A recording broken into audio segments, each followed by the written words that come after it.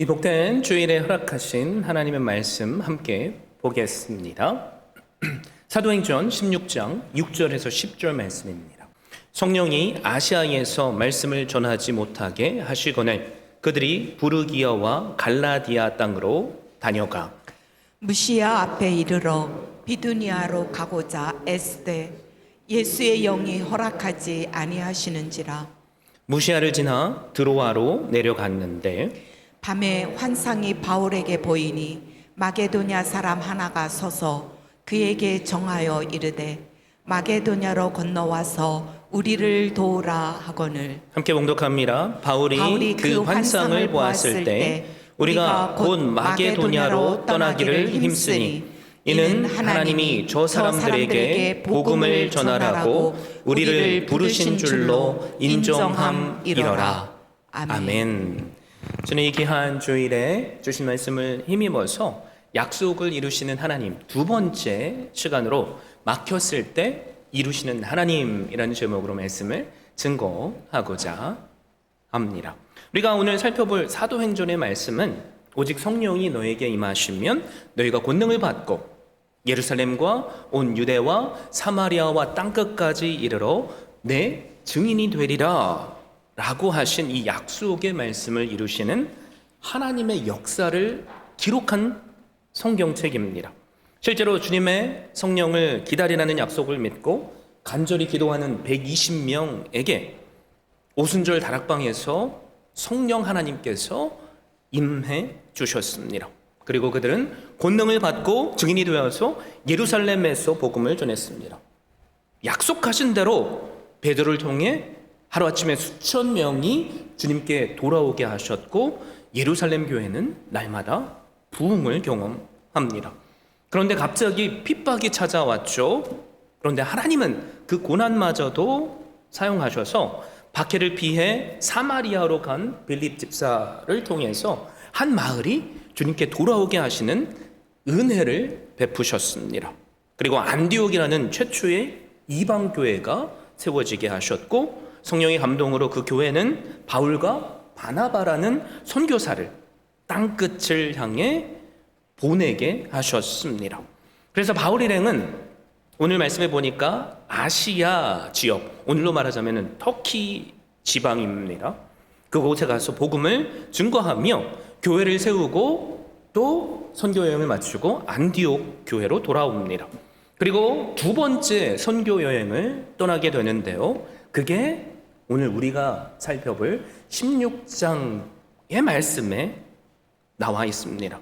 바울이 2차 선교여행을 시작한 이유가 있죠. 1차 선교여행 때 복음을 전했던 그 도시들을 다시 방문하기 위함이었습니다. 그런데 1차 선교여행에서 함께했던 바나바와 심하게 다투고 서로 갈라지게 됩니다. 1차 선교여행 때 도중에 포기하고 돌아가 버린 마가를 2차 선교여행에 다시 데리고 갈까? 그 문제를 가지고 그들은 다퉜습니다. 그런데 그 갈라짐은요, 감정 싸움을 하고 원수가 되어서 갈라진 게 아니에요. 서로 달랐기에 의견을 좁히지는 못했지만 서로의 다름을 그들은 인정했고 축복하면서 보내줬습니다. 그리고 하나님께서 허락하신 위치에서 함께 동역했습니다. 그렇게 바울과 결별한 바나바가 먼저 1차 선교여행의 첫 번째 방문지였던 구브로 섬을 향해 출발합니다. 바울은 똑같은 지역을 가잖아요. 그래서 그 역순으로 거꾸로 갑니다. 1차 선교여행 때 서쪽에서 북쪽으로 움직이며 비시디아, 안디옥, 이고니온, 루스드라, 더베 순으로 갔는데 그 순서를 거꾸로 바꾼 거죠. 그런데 루스드라에서 디모데를 만납니다. 복음의 씨앗이 1차 선교여행 때 뿌려졌고 그래서 그 지역을 다시 방문했더니 유대교를 믿던 한 청년이 아주 훌륭한 그리스도인으로 자라 있었던 거죠. 그래서 바울은 디모데를 2차 선교여행에 합류시켰습니다. 그리고 사역은 순조로웠어요. 여러 교회가 믿음이 더욱 굳어졌으며 믿는 무리의 수가 날마다 더해졌습니다. 부흥의 은혜를 그들이 누리고 있는 거죠. 사역의 열매가 있으니까 여러분 얼마나 행복했겠어요. 그래서 바울은 당초에 계획했던 대로 더베와 이고니온, 비시디아, 안디옥으로 계속 여행을 할 예정이었습니다. 그런데 갑자기 이해할 수 없는 일이 연속해서 이루어지고 있어요. 6절, 7절 말씀을 보세요. 성령이 아시아에서 말씀을 전하지 못하게 하시거늘 그들이 부르기야 갈라디아 땅으로 다녀가 무시아 앞에 이르러 비두니아로 가고자 했으되 예수의 영이 허락하지 아니하시는지라. 자, 보세요. 하나님께서 기뻐하시는 선교의 일을 하고 있어요. 그런데 자꾸 그 길이 막히는 겁니다. 문이 닫히고 있죠. 오늘 본문에 보면 한 번도 아니고 두 번씩이나 성령께서 못하게 하셨고 또 막으셨다라고 말씀합니다. 자, 어떻게 성령께서 막으셨을까 궁금하시죠? 학자들이 이런저런 수단과 방법을 동원해서 여러 의견을 냈어요. 어떤 학자들은 예언의 영을 받은 사람들이 바울에게 가지 못하게 했을 거라고 생각합니다. 마치 사도행전 21장 10절에 아가보라고 하는 사람이 당신이 예루살렘으로 올라가면 핍박을 받을 것이다 라고 예언해 줬던 것처럼 말이죠. 또 어떤 학자들은 바울이 가지고 있었던 육체의 가시를 통해서 막으셨다고 생각하기도 합니다. 무슨 말이냐면 내가 이쪽으로 가고자 하면 자꾸 몸이 아팠다라는 거죠. 그래서 10절 말씀에 보면 우리가 곧 마케도니아로 떠나기를 힘쓰니 라고 했죠. 여기서 사도행전을 기록한 누가가 우리라라고 쓰고 있는 거예요. 누가 자신도 그 여행에 합류했던 거죠. 그러면서 봐라, 의사인 누가가 합류했으니까 바울이 아팠을 거다라고 생각했던 거죠. 또 어떤 학자들은 과거 사도 바울을 돌로 쳐서 죽이려 했던 유대인 무리가 가는 곳마다 복음 전하는 것을 방해했다고 말하기도 합니다. 그리고 또 어떤 사람들은 다메섹 도상에서 환상 가운데 그리스도인들을 잡으러 가던 바울을 만나 주셨던 주님께서 막으셨다라고 주장하기도 합니다. 여러분 다 일리가 있는 주장들이죠. 그런데 우리가 그 주장들에 마음을 뺏길 필요가 없어요. 한 가지 우리가 확신할 수 있는 것은 뭐예요? 성령 하나님께서 아시아, 즉 바울이 원하는 곳에서 전도를 계속하는 것을 허락하시지 않으셨다는 사실입니다. 다른 말로 표현하자면 복음을 전해도 열매가 하나도 맺혀지지 않았던 거죠. 복음을 전하는데 이런저런 장애물들이 있었다는 겁니다. 여러분 그동안 그들이 걸어온 길을 한번 생각해 보세요. 교회가 믿음이 굳어지고 수가 늘어나는 것을 보며 기뻐했습니다. 또 자신감을 얻어서 열정적으로 복음을 전파했습니다. 그들의 마음속에는 야, 모든 일이 잘 되는구나 라는 생각이 들었던 거죠. 그런데 갑자기 상황이 순식간에 변해요. 열정은 아직 남아있는데 좌절할 수밖에 없는 상황이 두 번씩이나 일어났던 겁니다. 그래서 그들은 아시아에서 못하게 하시니까 비두니아로 가려고 했어요. 7절을 보세요. 비두니아로 가고자 했으되라고 말씀하죠. 포기하지 않고 계속 다시 시도하고 있는 겁니다. 노력하고 있는 거죠. 자, 이쯤에서 한번 생각해 보세요. 만약 여러분들께서 똑같은 경우에 처했다면 어떻게 하시겠습니까? 하나님을 위해서 지금 우리가 헌신하고 있는 거예요. 내 시간, 내 일을 내려놓고 선교에 지금 여행을 하고 있습니다. 그런데 자꾸 가는 곳마다 막히고요. 또 문이 닫혀요. 해도 안 됩니다. 되는 일이 하나도 없고요. 실패만 경험합니다. 사실 우리가 함께 걸어온 인생의 여정을 한번 돌아보세요. 사실 우리에게도 이런 비슷한 일들이 일어났었지 않습니까? 우리도 과거에 하나님의 말씀대로 순종하며 열심을 냈었을 거예요. 그런데 우리가 종종 어떤 것을 경험하죠? 나는 이렇게 열심으로 순수한 마음으로 헌신하는데 자꾸 일이 안 되는 거예요. 막히는 거고요. 다치는 실패를 경험했습니다. 그럴 때 하나님께서 우리에게 이렇게 질문하시는 거죠. 너는 어떻게 했었고 또 어떻게 하겠느냐? 세 가지 반응이 있을 수 있죠. 첫 번째는 포기하는 거예요. 에이, 전도도 뭐고 하나님의 일 하는 것도 난 필요 없어. 하나님을 위해서 하는데 왜 이렇게 실패를 해야 돼? 에이, 몰라. 포기해. 이거 포기하면 하나님의 손이지 내 손해야? 라는 생각을 할 수 있겠죠? 사실 곰곰이 생각해 보세요.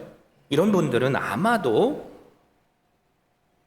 하나님하고는 관계가 없는 일을 시작했고 진행하고 있었는지 몰라요.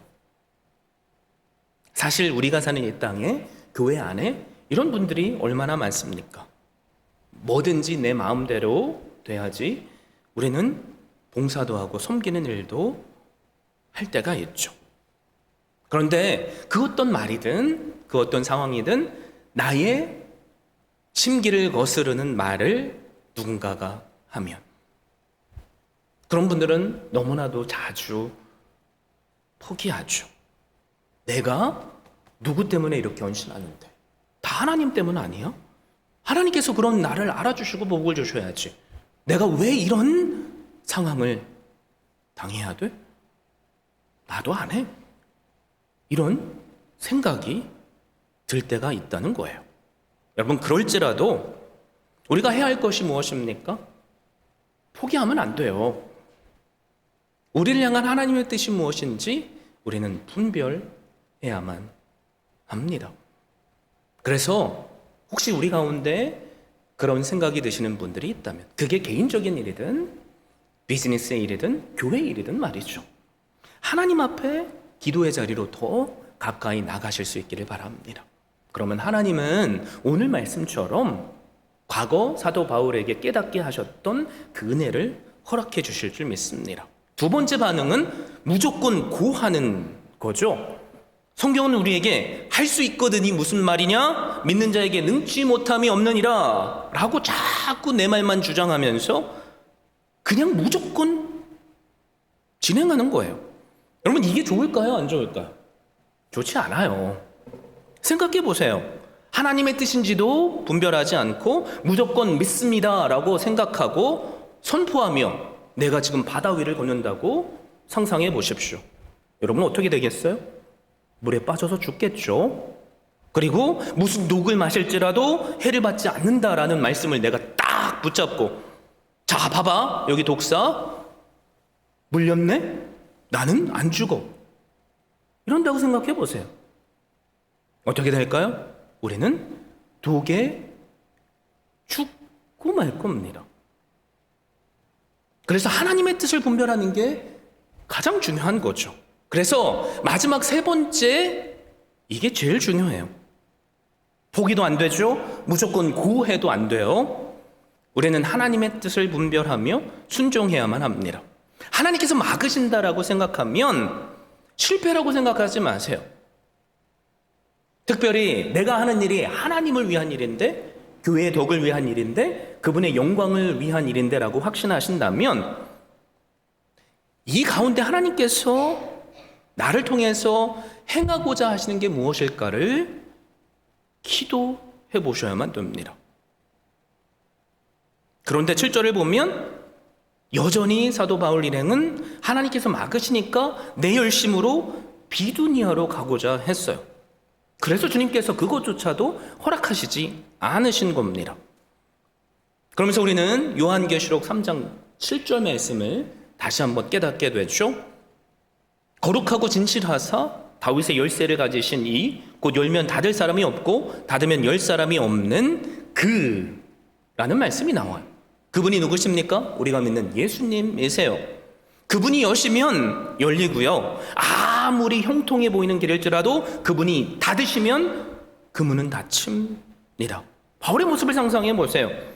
전도의 문이 굳게 닫혀버렸을 때 바울도 우리처럼 당황했을 거예요. 포기할까라도 생각했을 겁니다. 그런데 바울의 성격상 포기는 없는 거죠. 그러니까 내 나름대로 최선의 열심을 했습니다. 그것도 막으시니까 지금 좌절을 경험한 거예요. 여러분, 그렇다면 왜 하나님께서 계속해서 전도의 문을 닫으셨을까요? 사도 바울은 그제서야 하나님 앞에 엎드려서 이런 질문을 했을 거예요. 이 질문이 뭡니까? 하나님의 뜻을 분별하는 질문이죠. 우리는 오늘 말씀을 통해서 그 이유를 함께 깨닫게 되죠. 하나님께서는 바울 일행이 유럽으로 먼저 건너가서 선교를 하시기를 원하셨기 때문이에요. 아시아 지역은 바나바가 이미 갔잖아요. 바나바를 통해서 하나님은 여전히 일하십니다. 그런데 바울이 역순으로라도 그 아시아 지역에 간다면 그 둘은 언젠가는 만나게 되겠죠. 그리고 지금 그들이 하는 일은 뭐예요? 이중일이에요. 그러니까 사람의 입장에서 봐도 손해잖아요. 하나님께서 그들을 향해 더 좋은 계획을 가지고 계셨던 겁니다. 성령께서 아시아 전도를 막으셨고 바울 일행을 유럽으로 보내셨죠. 유럽에 교회들이 세워졌어요. 그런데 3차 선교 여행을 보면 바울이 아시아 지역에 갑니다. 특별히 에베소라는 지역에서 3년 동안 머무르면서 복음을 전하고 가르치는 일을 합니다.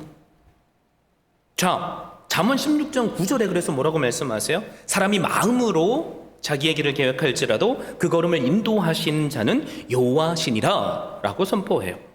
여러분, 우리가 믿는 하나님은 언제나 우리의 생각보다도 위대하신 분입니다. 그래서 하나님의 일은 철저히 하나님의 계획 가운데 하나님의 섭리와 순서를 따라 이루어져요. 그러므로 모든 것에는 순서가 있다는 것을 기억하고 또 하나님의 계획표대로 이루어짐을 기억하고 주님과 날마다 동행할 수 있기를 바라요. 자, 그렇다면 우리는 도대체 어떻게 하나님의 뜻을 깨달을 수 있을까요? 사도 바울이 했었던 것과 똑같은 일을 하시면 돼요. 우리도 처음부터 하나님의 뜻을 분별하지 못합니다. 그래서 이렇게 막히고요, 저렇게 막히는 거예요. 그러면서 하나님은 우리를 어떻게 만드시죠? 겸손하게 만드시는 거예요. 자기 생각을 내려놓게 만드시는 거죠. 막힌 곳에 다다랐을 때 그제서야 우리가 하늘을 볼 수 있는 것처럼 사도 바울도 더 이상 갈 곳이 없어요. 막히니까 그제서야 하나님께 기도합니다. 그래서 우리의 삶에 가장 중요한 게 뭐예요? 로마서 12장 2절 말씀이죠. 너희는 이 세대를 본받지 말고 오직 마음을 새롭게 함으로 변화를 받아 하나님의 선하시고 기뻐하시고 온전하신 뜻이 무엇인지 분별하도록 가라. 열심만 가지고도 안 됩니다. 내 계획만 가지고 안 돼요. 우리가 해야 할 일은 그분의 뜻을 분별하는 거예요. 왜 그럴까요? 내 생각이 꽉 차 있는 사람은 하나님께서 지금 짜잔 하고 나타나셔서 말씀하셔도 못 알아듣습니다. 내 계획대로 꽉 차 있는 사람은, 내 방식대로 꽉 차 있는 사람은 성경 말씀을 수만 번 읽어도 깨닫지 못해요. 지금 바울의 머릿속에 꽉 차 있었던 생각이 뭘까요? 2차 선교 여행 때 세웠던 교회를 다시 가서 그들을 만날 계획만 꽉 차 있어요. 그러니까 그의 마음에는 하나님의 마음을 품을 공간이 없었던 거죠. 그래서 하나님께서 닫으신 거예요. 그래서 8절 말씀을 보세요. 무시아를 지나 드로아로 내려갔는데 라고 말씀하죠. 비두니아로 갔는데 거기서도 하나님은 막으셨죠. 그래서 드로아로 내려갔어요. 드로아는 아시아와 유럽을 연결해주는 항구 도시입니다. 결국 성령 하나님께서 바울의 일행을 어디로 몬 거예요? 막다른 길까지 모셔서 앞에는 바다, 뒤에는 갈 곳 없는 상황으로 만들어주신 거죠. 그래서 바울이 그때 할 수 있었던 유일한 한 가지는 내 생각을 내려놓고 겸손히 하나님의 뜻을 분별하는 겁니다. 바울이 내려놓으니까, 겸손으로 하나님께 기도하니까 어떤 일이 일어나죠? 그제서야 하나님은 바울에게 새로운 문을 열어주세요. 그게 9절 말씀입니다. 우리 중요한 말씀이니까 한 목소리로 함께 읽겠습니다. 시작. 밤에 환상이 바울에게 보이니 마케도냐 사람 하나가 서서 그에게 청하여 이르되 마케도냐로 건너와서 우리를 도우라 하거늘. 밤에 바울이 환상을 보게 됩니다. 환상의 내용이 뭐예요? 마케도냐 사람 하나가 서서 바울에게 마케도냐로 건너와서 우리를 도와달라는 요청이죠. 만약에 바울의 머릿속에 1차 선교여행의 그 도시들이 가득 차 있었다면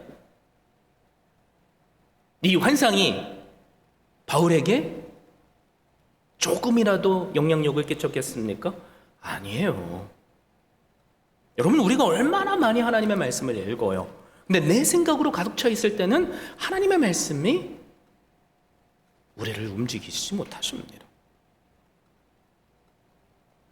그런데 다 내려놓으니까 그제서야 하나님의 말씀이 들어온 거죠. 마케도니아, 유럽의 동쪽 그리스 북부 지방입니다. 앞으로 방문하게 될 빌립보, 데살로니가, 베레아 등이 있는 지방이에요. 그리고 우리는 사도행전 말씀을 통해서 그 지역을 하나님께로 이끄시는 은혜를 보게 되는 거죠. 그래서 10절 말씀을 보세요. 바울이 그 환상을 보았을 때 우리가 곧 마케도냐로 떠나기를 힘쓰니 이는 하나님이 저 사람들에게 복음을 전하라고 우리를 부르신 줄로 인정함이러라. 자, 가장 먼저 눈에 띄는 단어는 우리가입니다. 지금까지는 바울이, 바나바가, 바울과 실라가, 디모데가, 그들이 항상 3인칭이었어요. 그런데 지금은 우리가라고 표현을 하죠. 사도행전을 기록한 누가도 함께 포함되어 있는 겁니다. 의사인 누가가 바울 일행에 합류했던 거죠. 그리고 떠나기를 힘썼다라고 말하죠. 아주 긴박하게 하나님의 말씀대로 순종하려고 했던 겁니다. 그런데 그들이 그 긴박하게 행동할 수 있었던 이유가 뭐예요? 가장 중요한 표현이죠. 하나님께서 마케도냐 사람들에게도 복음을 전하라고 자기들을 부르신 줄로 인정했기 때문이에요. 자, 인정하다. 여기서 이 말이 뭘 의미합니까? 내 생각대로 아시아로 가려고 했는데 하나님께서 왜 막으셨는지를 깨닫게 되었다는 거죠.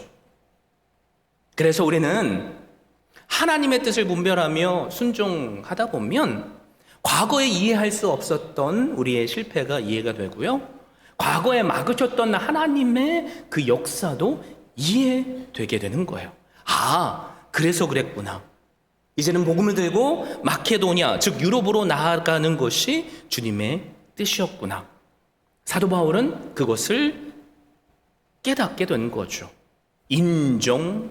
인정했다라는 단어가 그것을 말해주잖아요. 자, 인정하다라는 동사, 헬라 원문 성경을 보면 1인칭 복수형으로 되어 있습니다. 그러니까 바울 혼자 그것을 인정한 게 아니라는 거예요. 바울의 동역자들 모두가 다 그렇게 인정했다는 말입니다.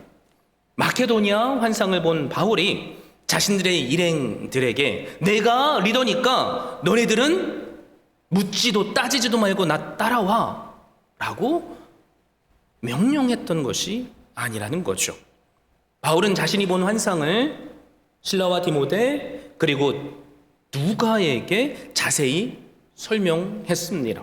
그리고 그 네 사람은 바울이 본 환상에 대해 서로 자신들의 영성과 지성과 모든 것을 동원해서 의견을 주고받으며 하나님께서 마케도니아 사람들에게 복음을 전하게 하신 것을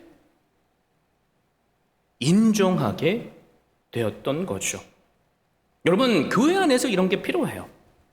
우리가 한 모든 일은 사실 하나님의 영광이 연결되어 있습니다. 그런데 때로는 순서가 다를 수 있고요. 방법이 다를 수 있어요. 함께 서로 인정함으로 무언가를 하기로 했다면 우리에게 필요한 자세가 무엇입니까? 그것이 설령 내 생각과 다를지라도 그것이 하나님께서 지금 우리에게 주시는 계획임을 인정하고 한 마음을 품고 서로를 격려하며 열심을 내는 겁니다. 그래서 인정함이 중요해요. 믿음의 시작이 뭐예요? 하나님께서 우리를 부르셨다는 것을 인정하는 거죠.